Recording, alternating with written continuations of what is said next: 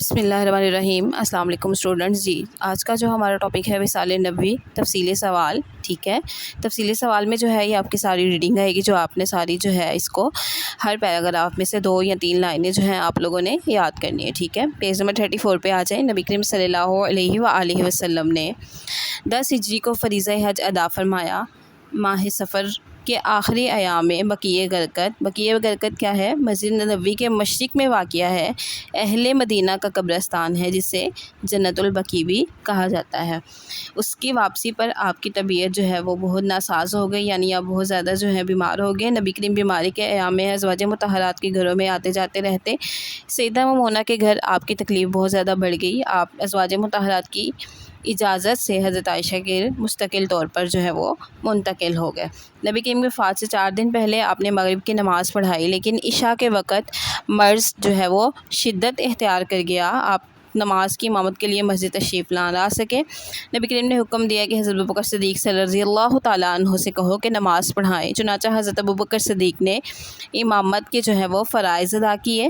اس کے بعد وصال سے 1 دن یا 2 دن پہلے رسول اللہ صلی اللہ علیہ وآلہ وسلم کے گھر جو ہے وہ آپ تشریف لائے۔ آپ حضرت عباس اور حضرت علی رضی اللہ تعالیٰ عنہ کا سہارا لیے ہوئے تھے۔ آپ نے نماز پڑھائی اور نماز پڑھانے کے بعد صحابہ کرام رضی اللہ تعالیٰ عنہ کو کچھ نصیحتیں فرمائی۔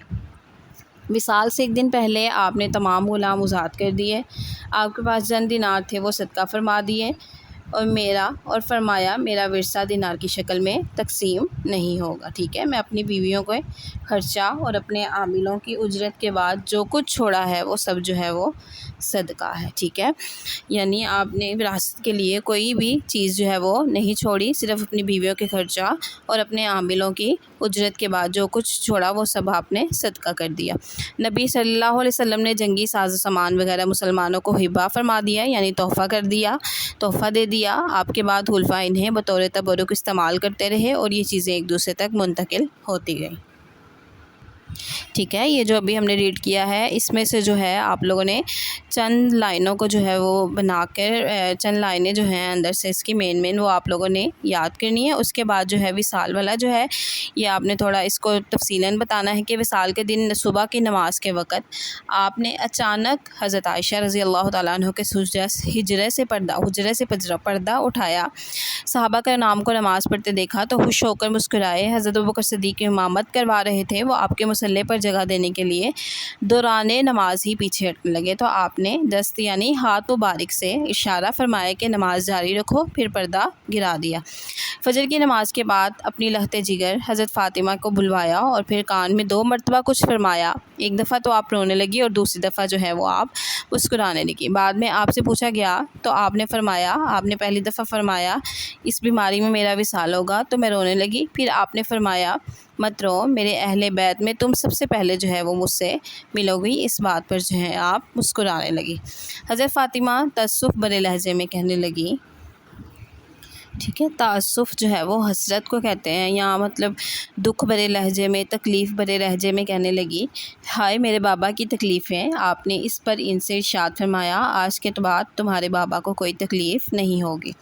رسول اللہ صلی اللہ علیہ وسلم کے سامنے لکڑیاں پتھر کا پانی ایک برتن تھا۔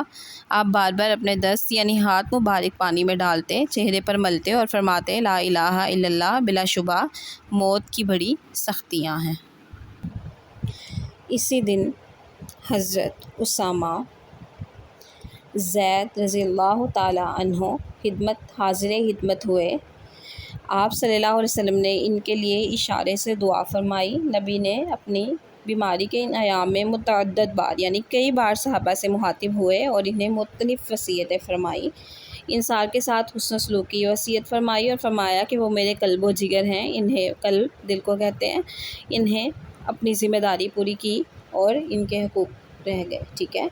نبی کریم صلی اللہ علیہ وسلم نے اپنی وفات سے پہلے ارشاد فرمایا اللہ تعالیٰ نے اپنے ایک بندے کو دنیا اور اس کی رونقیں دکھائی ہیں، لیکن اس نے اپنے لیے آخرت کو پسند کیا، ٹھیک ہے۔ حضرت ابوبکر صدیق نے جب یہ بات سنی تو سمجھ گئے کہ وہ بندے خود رسول اللہ صلی اللہ علیہ وآلہ وسلم ہیں۔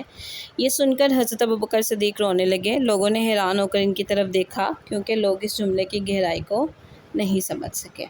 نبی کریم صلی اللہ علیہ وسلم نے وفات سے چند لمحے پہلے سیدہ حسن حسین کو بلا کر چوما اور ان کے ساتھ حسن و سلوک کی وصیت فرمائی۔